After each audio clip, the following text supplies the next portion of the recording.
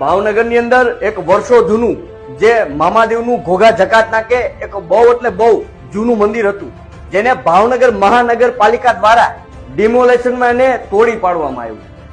ત્યાં રોજ એટલે રોજ લગભગ 1500 થી 2000 શ્રદ્ધાળુઓ રોજ પગે લાગવા જતા અને જેટલું પણ માણસ ત્યાંથી નીકળે એ મામાદેવને માથું નમાવીને નીકળતા. મને તો એ નથી સમજાતું કે આ સરકારને ડિમોલેશનમાં તરત આ બધા મંદિરો તરત દેખાઈ જાય છે, પરંતુ આ લોકોને જે ગૌચર જમીનો જે મોટા મોટા ઉદ્યોગપતિઓ જે પચાવી પાડી છે, બરાબર, એ કેમ નથી દેખાતી? દરેક વસ્તુ સાથે આ સરકાર ચેડા કરે એનો વાંધો નથી, પરંતુ જો મંદિરો સાથે ચેડા કરે ને તો આ સરકારને ભાન તો થવું જ જોઈએ. થોડુંક આ સરકારને પણ સમજવાની જરૂર છે કે આ લોકોની પણ આસ્થા હોય છે, પછી એને જે એની લાગણીને ઠેસ પહોંચે ને એવા નિર્ણય ન લેવા જોઈએ. બને તો આ વિડીયોને એટલો શેર કરો કે જેનાથી આ સરકાર હવે કોઈ પણ ભવિષ્યમાં આવા નિર્ણય લેતા પહેલા 100 વાર વિચાર કરે અને લોકોમાં જાગૃતતા ફેલાય.